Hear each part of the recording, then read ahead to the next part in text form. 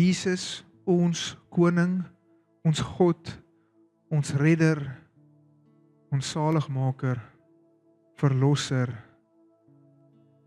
heerser, koning van konings, Alfa en Omega. Die een wat is, was en altyd sal wees. The great I am. Hy is wat hy is. Onselfstandig. Of ja, hy is nie onafhanklik van enige en alle persone. Hy is selfstandig. Hy is onafhanklik, Here. Hy is onafhanklik. Hy het geen mens nodig nie. Geen wese nodig nie. Hy bestaan en alles vind hulle bestaan in U. U is die lewe. U is die weg. U is die waarheid. U is die opstanding. U is die goeie herder. U is die deur. U is die brood van lewe. U is ons lig. Here, en soos wat ons aangesig draai teenoor U vanoggend en U naam verheerlik, mag U lig en U aangesig skyn oor ons. Here, mag een en elkeen wat hier staan, mag ons so bewus wees van U in hierdie oomblik. Soos wat ons nou in aanbidding ingaan. Ons oë opslaan en ons koning van konings se naam prys en loof, want U alleen is waardig, Here. Aan U alleen kom alle lof, eer en glorie toe. In Jesus naam. Here, daar is nie vir ons 'n mooier naam as U naam, Jesus. Here, daar is nie 'n naam wat vir ons meer hoop en vrede gee as U naam, Jesus.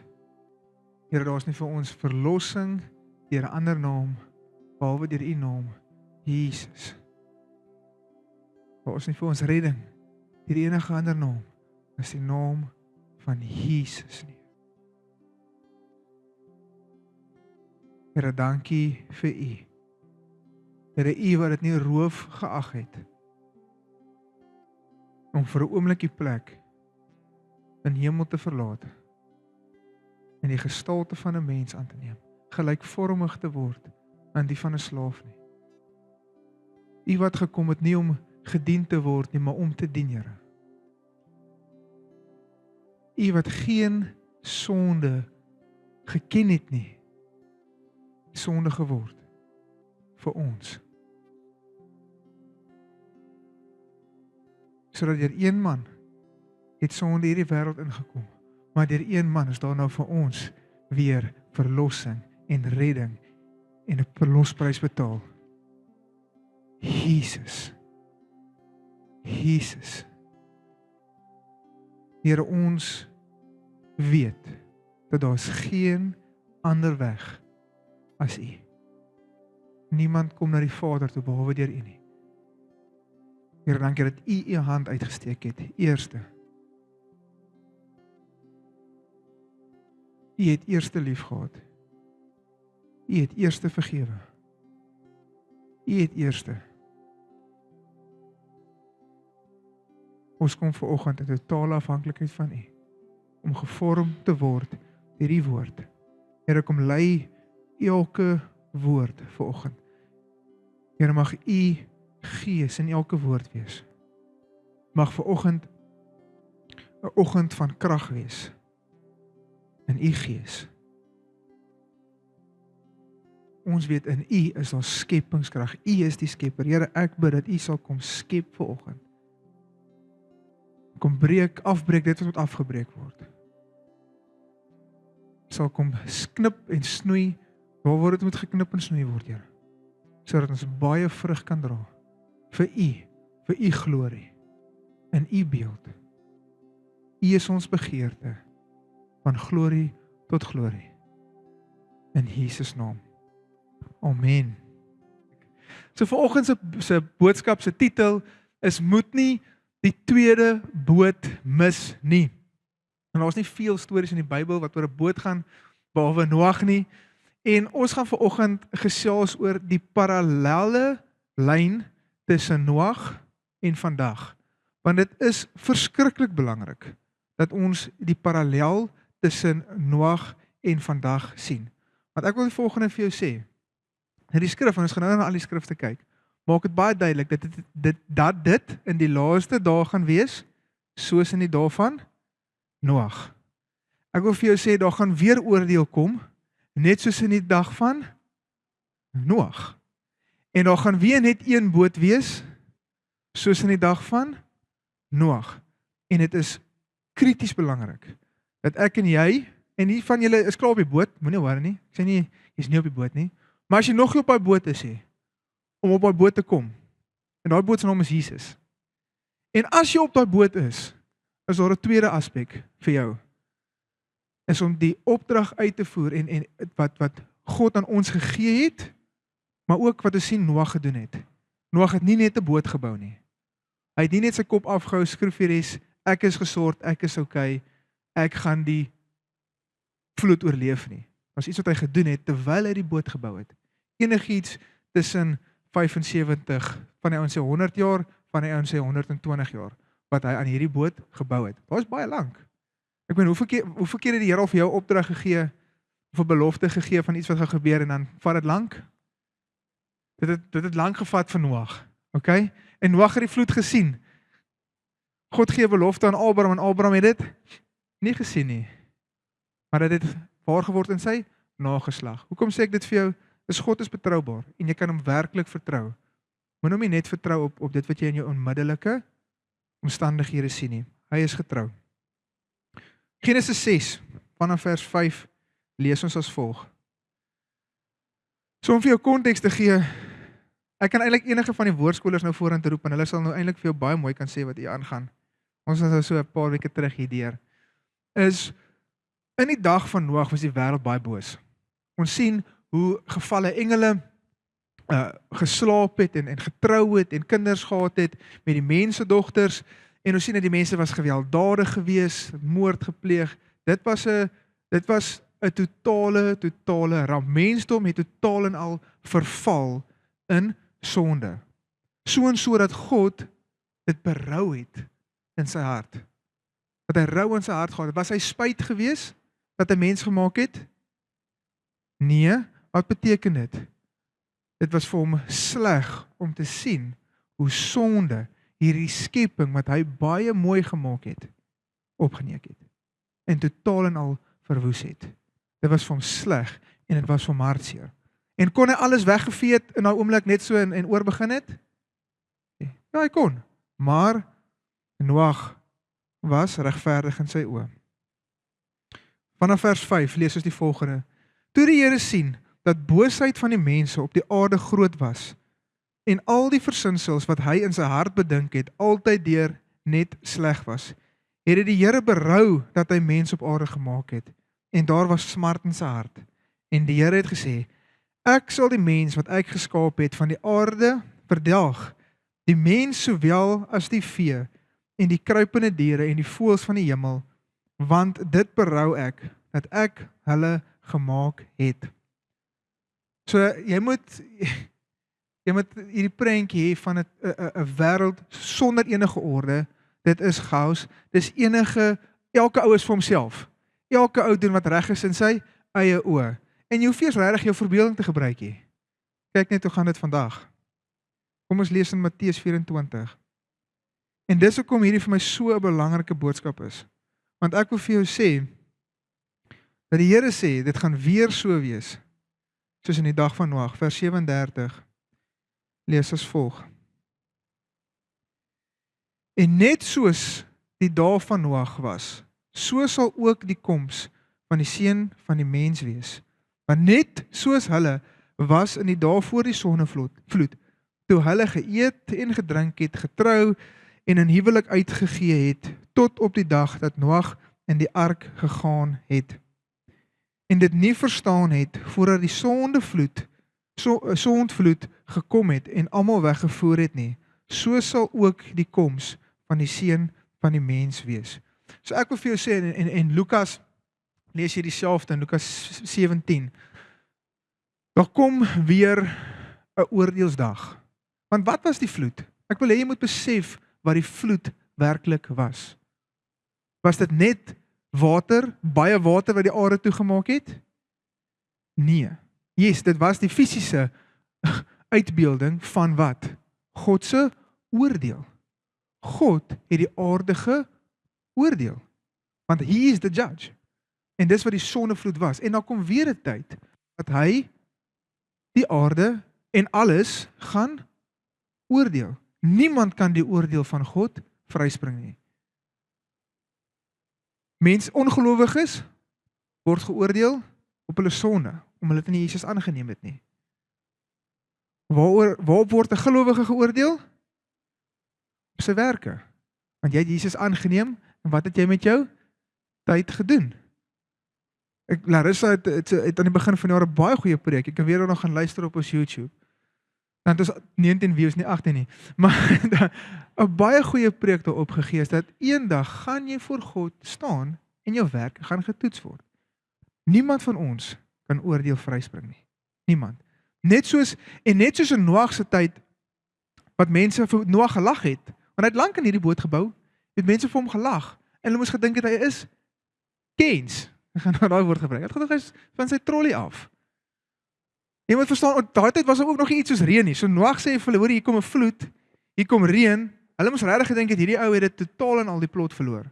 Maar hy bou dit in gehoorsaamheid, want daar is 'n oordeel wat op pad is. En almal was geoordeel. Maak dit vir jou sin. Sien jy nog die parallelle lyn? Mensdom in chaos met Noag. Sal julle sê die mensdom is baie great op hierdie oomblik? Dink jy, is mense geneig om goed te wees en die regte ding te doen? Of sal julle sê, ons is weer op 'n plek, soos eintlik maar nog altyd, elke ou doen wat reg is in sy eie oë. Ek dink wanneer laasweek of 'n week terug oor gepraat oor die hele ding van, ek dink is 2 weke terug, van 'n God wees vir jouself. Elke ou besluit wat sy waarheid is. Ek meen tot uit die skrif uit sal ouens beklei. Nee, maar dit beteken eintlik dit. Ek het nou die dag 'n pastoor gesien wat verskriklike goed uit die skrif uit sê. Uit konteks uit, totaal en al uit konteks uit. Want hy laat nie toe dat skrif interpreteer en ek gaan net te veel ingaan in wat hy sê nie. Maar onder andere verdedig hy homoseksualiteit en die LGBTQ en ek is soos hoe kry jy daai uit die Bybel uit dat dit 'n goeie ding is? Hoe? Hy verdraai dit so erg. Maar dit is die scary ding is dat waarheid nou al so gedraai word dat elke ou kan doen net wat hy wil. Net soos in Noag se tyd. So julle is nog saam tot op hierdie punt. Chaos. Oordeel het daar gekom. Wat gaan hier kom? Weer oordeel. Daar gaan weer 'n vloed kom. Hierdie keer nie watervloed nie. Moenie worry nie, ek het die Bybel gelees. Weer die Here het 'n reënboog geskep. Die reënboog getuig vandag nog dat daar nie weer 'n vloed gaan wees nie, maar daar gaan weer oordeel wees. En ek wil vir jou sê die vloed was 'n fisiese gebeurtenis. Dis nie net 'n geestelike storie nie. Daar is meer as 200 verhale in ander kulture wat getuig van dieselfde ding. Mesopotamië wat Babilonië waar daai hulle deel nou is waar Abraham vanaf kom, hulle getuig, hulle het 'n storie, 'n vloedstorie. Indië en hulle het in hulle kultuur 'n ou vloedstorie van een van die ouens wat 'n klein visie opgetel het en toe sit een van hulle gode, hulle het baie gode. En is nog klein ook, 'n jong visie. En hy sê toe vir hulle, hoor jy, daar's 'n vloed op pad, jy moet 'n boot bou en hy luister vir hierdie vis. Hierdie man bou toe 'n boot en die storie gaan hoe hierdie vis toe nou eintlik hierdie god was wat homself vermom het en toe die boot nou deur die vloed gelei het en op die Himalajas het sy boot nou gaan lê in China, in die Chinese kultuur gaan jy dit kry. Hulle het ook een of ander vloedstorie van 'n ou wat 'n boot gebou het. En hulle is nou almal redelik in dieselfde geografies dieselfde gelê tot in hierdie rooi nie redskins, nie rednecks nie, die redskins, die Indiane, die ouetjies met die vere. Selfs hulle, as jy teruggaan in hulle kultuur, is daar 'n storie van 'n vloed. So die vloed was 'n werklike gebeurtenis. So ek wil vir jou sê, as die Here belofte maak oor sy oordeel wat in vuur gaan kom, dan gaan dit so wees. Sy oordeel is op pad. Is jy in die boot of nie? En as jy nie is nie, asseblief klim in. Baie vinnig. Kom ek verduidelik vir jou, daar's nie 'n fisiese boot waarop jy gaan klim nie. Maar kom ek verduidelik vir wie is vandag ons boot? Handelinge 4 vers 12. Lees as volg. Handelinge 4 vers 12. En die saligheid is in niemand anders nie, want daar is ook geen ander naam onder die hemel wat onder die mens gegee is waardeur ons gered kan word nie. Daar is nie ander redding behalwe deur Jesus Christus nie. Een van die kinders vra vir my nou die dag, maar hoekom gaan moslems hemel toe, of soos hoekom gaan hulle ook hemel toe, glo hulle dieselfde as ons, net iets anders? Ek het nou die dag vir julle gesê ook met hierdie, ek was 'n hindoe gewees wat ek op die vliegtuig gepraat het, en my antwoord is altyd dieselfde, eintlik maar in alles, want hierdie is wat dit vir my huis toe gedryf het. As daar 'n ander manier was om hemel toe te gaan, en hier het julle al baie gehoor, maar ek wil hê jy moet hierdie besef. As daar 'n ander manier was om hemel toe te gaan, waarom die kruis? Hoekom die kruis? Die kruis was daar, die leë graf is daar, want daar is nie 'n ander manier om versoening met God te kry en eendag by hom te wees nie. Maak dit vir jou sin. Daar is geen ander naam deur wie ons gered kan word behalwe deur die naam van Jesus nie. Dit is net hy. En julle weet dit, glo ek, meeste van julle weet dit, maar ek sê hierdie vir jou, want nie net vir jou nie, maar ek wil hê hierdie moet vir jou so 'n saak van erns wees. Want ons mense daar buite, of jy dit nou wil weet of nie, wat afhanklik is van jou getuienis van Jesus Christus. Wat afhanklik is van jou verhouding en die openbaring wat hy aan jou gegee het, sodat jy hom aan hulle kan openbaar.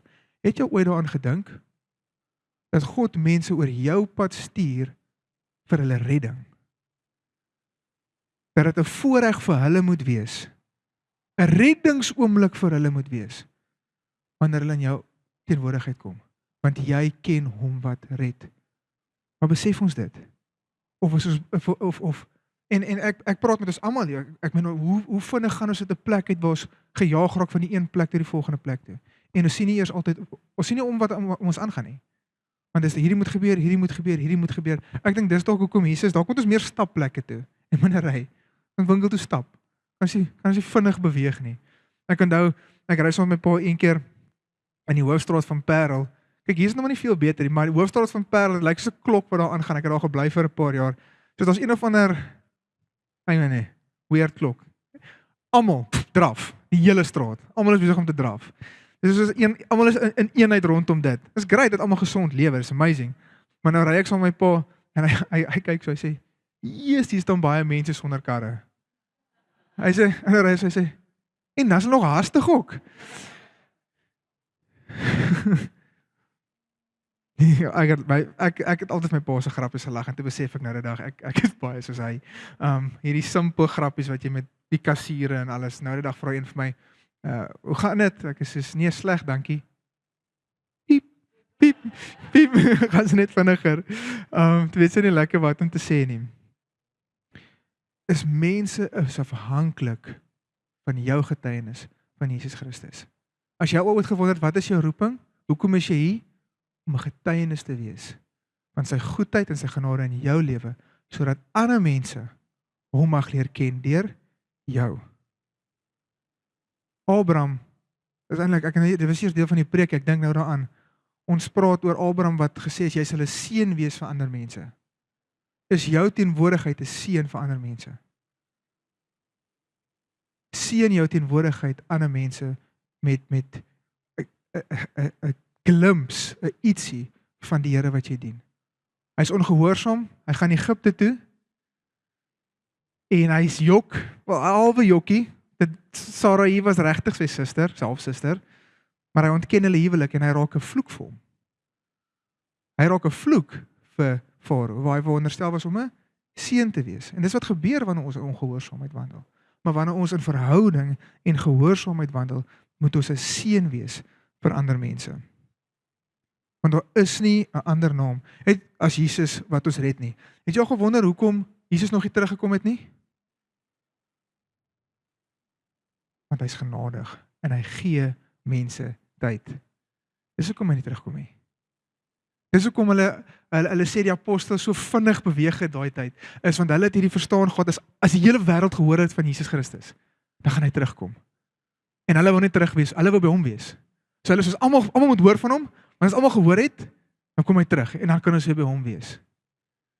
God wag, want hy is lankmoedig. Hy wil elke ou 'n kans gee om hom te ken.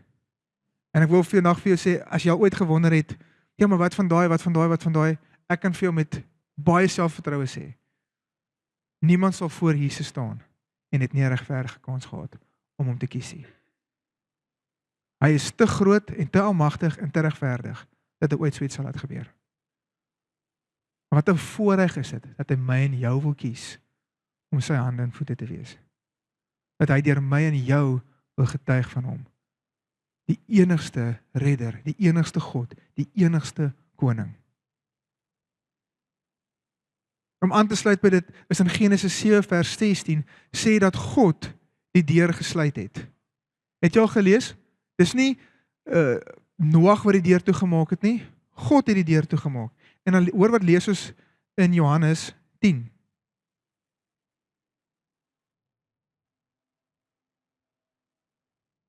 Johannes 10 vers 9. Ek is die deur. As iemand deur my ingaan, sal hy gered word en hy sal ingaan en uitgaan en veiding vind. Ek wil hê dat die storie van Noag nooit weer dieselfde is nie. As jy die storie van Noag hoor, moet jy dink aan oordeel, Jesus wat red en 'n lewe hierna saam met hom. Toe hulle uitgegaan het en alles was verniet, 'n nuwe lewe.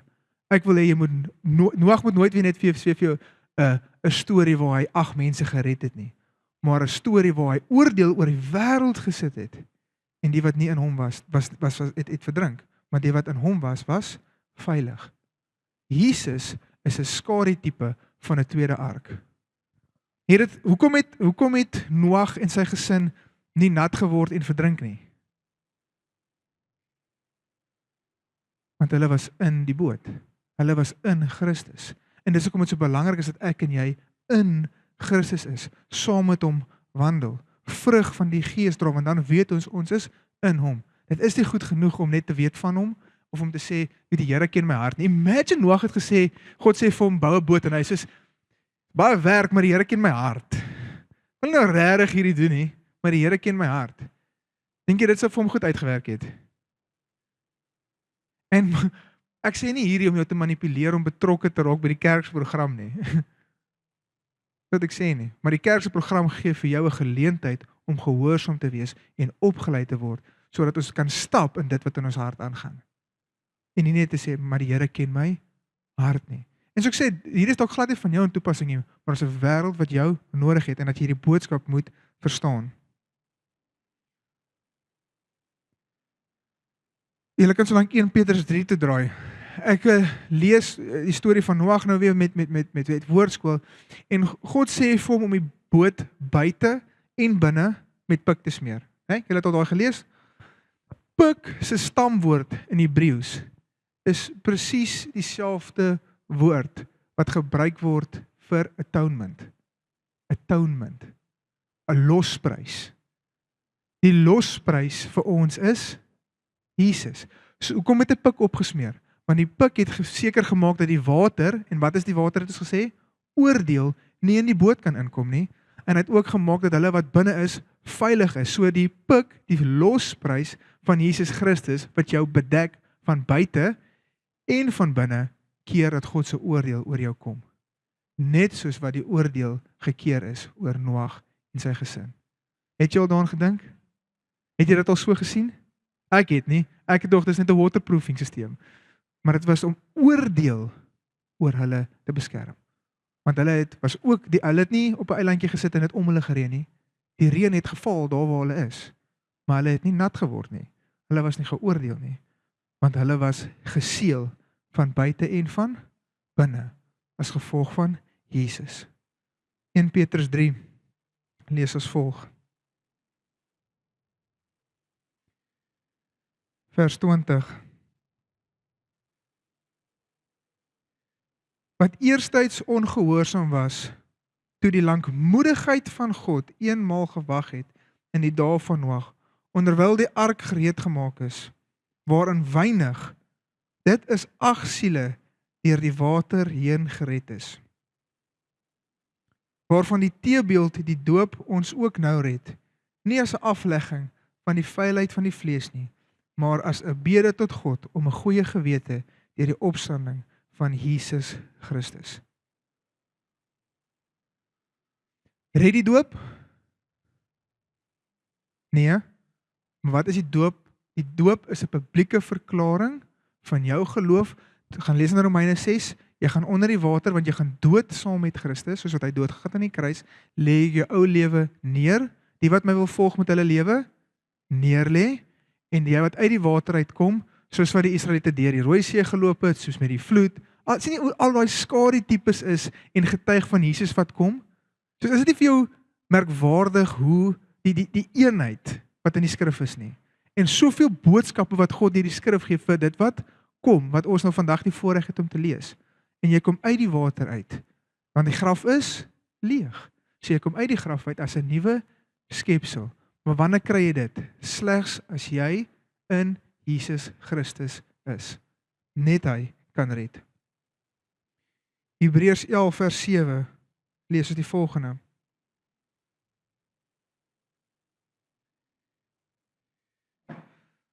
Deur die geloof het Noag, toe hy 'n goddelike waarskuwing ontvang het, aangaande wat nog nie gesien was nie, want daar was nog nie reën nie, daar was nog nie iets soos reën nie, hy het dit in totaliteit in afhanklikheid van God gedoen. Hy sê, Here, ek gaan die woord vat. U sê iets gaan gebeur wat ons nog nooit gesien het nie, maar ek gaan u vertrou. Kan jy God vertrou? Met daar verloor ek my plek. Daar's dit nou. Met eerbiedige vrees die ark gereed gemaak tot redding van sy huisgesin, waardeur hy die wêreld veroordeel het en 'n erfgenaam geword het van die geregtigheid wat volgens die geloof is. Maar wat het Noag gedoen terwyl hy hierdie ark gebou het? Hy het gepreek. Daar staan in die skrif dat terwyl hy die ark gebou het, het hy van geregtigheid gepreek. So hier's waar dit nou vir jou inkom, jy wat reeds Jesus aangeneem het, wat reeds op die boot is daar 'n plek vir my en jou om die geregtigheid van God te preek. En wat is die geregtigheid? Romeine 1 vers 16. Wil ek vir julle lees. Dit begin dat ek my nie sal skaam vir die evangelie nie. Romeine 1 vers 16. Want ek skaam my nie oor die evangelie van Christus nie, want dit is 'n krag van God tot redding vir elkeen wat glo. Eers vir die Jood en ook vir die Griek.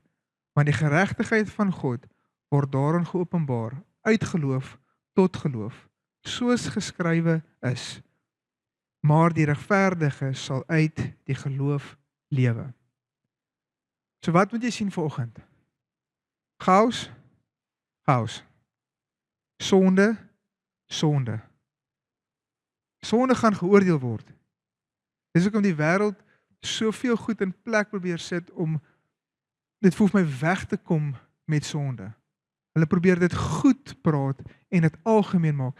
En as jy verder in Romeine gaan lees wat dit praat oor hoe vroue die natuurlike vir vroue verruil en die man die natuurlike vir die natuurlike verruil, hoe dit sê hoe God mense sal oorgee aan hulle vleeslike begeertes, aan hulle skandelike hartstogtes, omdat hy dit goedkeur?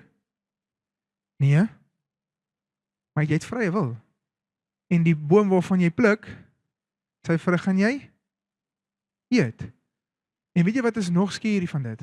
Is dit nie net word die wat die sonde doen in daai teksvers in Romeine 1 verantwoordelik gehou nie, maar hulle wat dit ook goedkeur. Daar is 'n plek waar ek en jy as kind van God nie sonde moet goedkeur nie. Dit is nie goed vir ons om stil te bly oor sonde nie. Ek sê nie jy moet 'n mikrofoon in jou hand steek en in die strate afry en alles uitroep nie. Maar as jy 'n vriend, 'n familielid het, wat jy weet besig is om verkeerd te doen, is dit jou verantwoordelikheid om dit vir hulle te sê.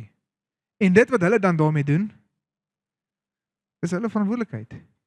Maar is ons word geroep om te oordeel. Ons word geroep om te oordeel. Nie tot hel nie. Ek sê nie vir iemand hy gaan hel toe nie, maar ek is veronderstel om vir jou te sê, hoorie, dit wat jy nou doen, is nie volgens die woord van God nie. Dit wat jy nou doen, is nie in die karakter van God nie. En dan kan ons self gevolgtrekking trek waartoe dit lei. Maak dit vir jou sin?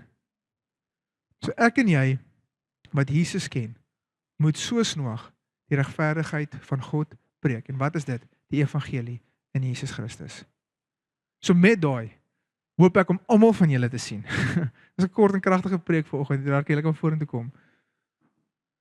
En dis hoekom dit vir my so belangrik is dat woordskool, dat jy opleiding kry volgens die woord, dat jy die stem van die Here hoor, maar ook dat jy sal deel vorm van ons uitreike wat aan die einde van die maand loods. Elke laaste naweek van die maand gaan ons uitgaan en die evangelie van Jesus Christus verkondig.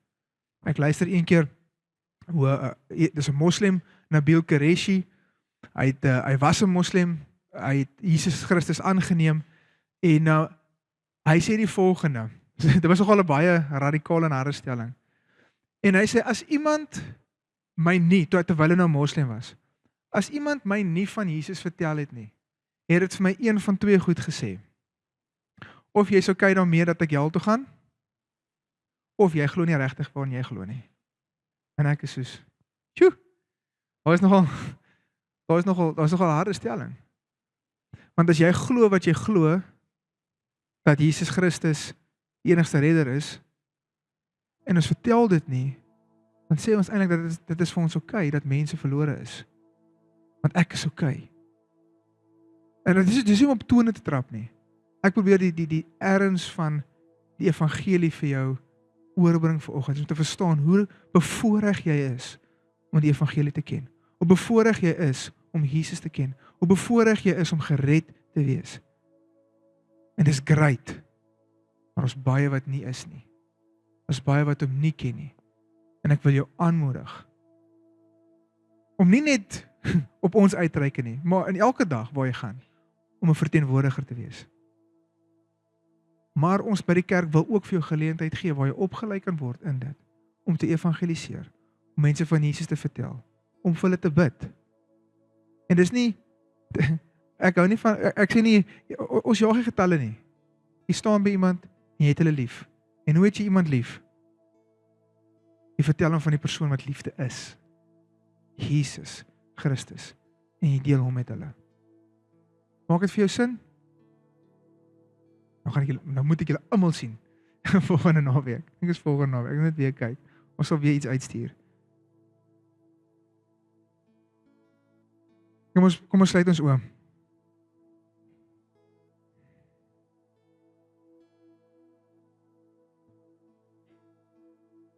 Here, dankie dat U ons liefhet en dat U nie net die undo knoppie druk op ons nie, Here. Here, want U is regverdige God. U is 'n heilige God. En U moet sonde oordeel. Anders is U nie getrou aan die karakter nie. U moet dit oordeel. Want U is regverdig. Here, maar dankie dat U ons nood gesien het. Nog voor ons geskaap is, Here, want ek weet in die skrif staan dat Jesus gekruisig is voor die grondlegging van die aarde. Die dag toe U mens geskaap het U reeds geweet wat die prys dit U gaan kos. Wat dit U gaan kos om ons terug te kry by U. Here, en wat 'n voorreg het ons. Here, as ons kyk in die Ou Testament, Here, waar hulle moes gegaan het om 1 keer 'n jaar versoening te kry. Die hoeveelheid offers wat hulle moes bring. Maar vandag het ons die Gees. Die offer is vir altyd gemaak deur U Seun Jesus Christus.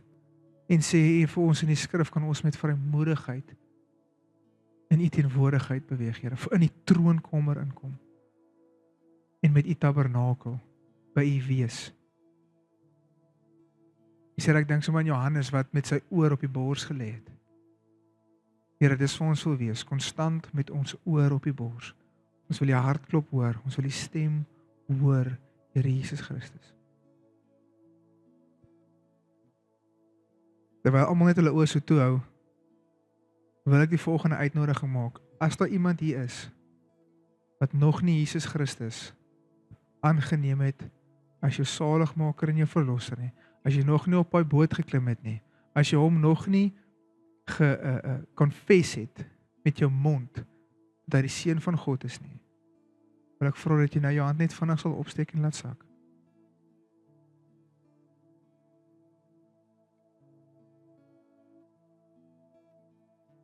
Great. Here, en hier is my volgende gebed aan vir elkeen. Here, U sê, gaan wag vir my, ek sal my gees oor julle stuur, ek sal julle bekragtig en julle sal my getuies wees. Here, ons kom en ons wag. Ons skep nou 'n oomblik en ons wag vir U Gees, Here. Dat U ons sal kom bekragtig. Dat ons uit die nie net lewendig in die graf sal sit nie, Here, maar as uit die graf uit sal loop. Bekragtig deur die Gees. Here, kom bekragtig elkeen nou. Mag hulle so bewus raak van U, nie net U teenwoordigheid nie, Here, maar U teenwoordigheid in krag. Here, mag daar 'n boldness in een en elkeen opstaan, soos met die apostels van ouds, Here. Mag elkeen wat hier sit, Here, mag die strome van lewe binne in hulle oop bars nou. Here, soos wat U die fonteine oopgebars het in Genesis. Here, ons sal nie meer U Gees kan inhou nie, Here, maar dit sal vloei. Here, ek bid dat U 'n koel sal vat van die altaar af en elkeen se mond nou sal aanraak. Sal reinig, toegewy vir ons God en ons koning. Dat ons nie sal kan stil bly oor die evangelie nie. Ons sal nie kan stil bly oor die evangelie nie. Want dit is God se krag tot redding. Sal ons nie skaam daarvoor nie. Jesus, Jesus, Jesus.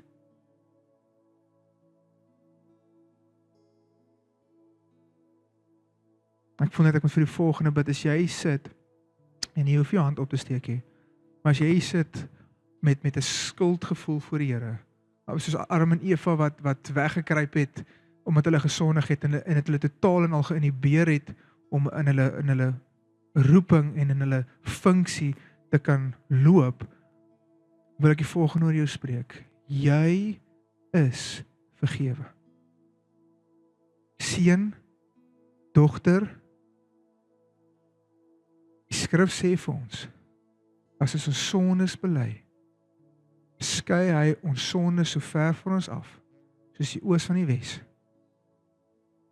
And he throws it into the sea of forgetfulness, en hy dink nie weer daaraan nie. Hy sal jou vergewe. Hy sal jou restore.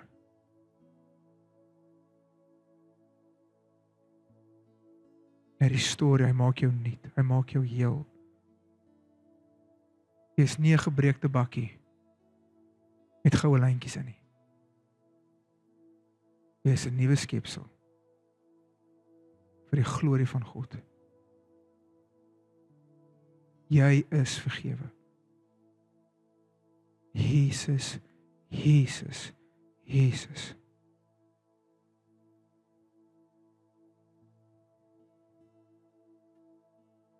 Sit net so by hom. Wag op sy Gees. En as jy sukkel om hom te ervaar in hierdie oomblik, die skrif sê vir ons dat ons sy poorte ingaan met danksegging.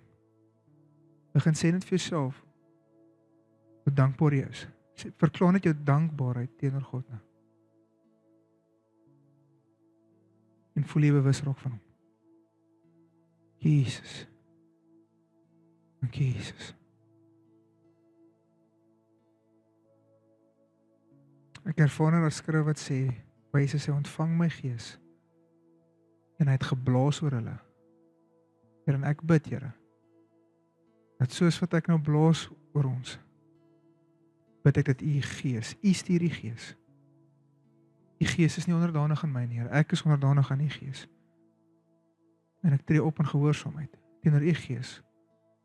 En soos ek as 'n profetiese aksie blaas, Here, bid ek dat U Gees ons sal vul en oor ons sal kom.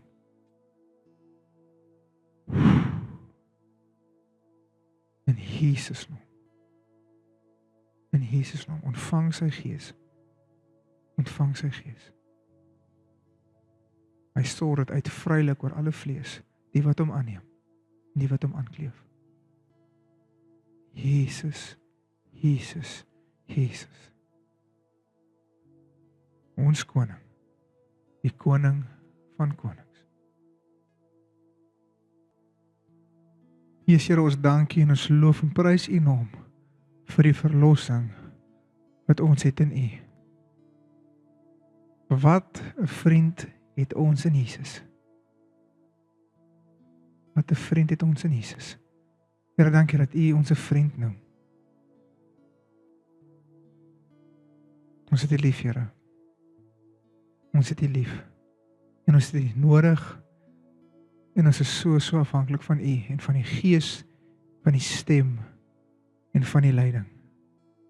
U wat die goeie herder is. U is die goeie herder en U lei. Mag ons sien in hierdie komende week waar U lei, sodat ons U kan volg. Want dan weet ons, is dit na waters waar is en groen weivelde. In Jesus naam. Amen.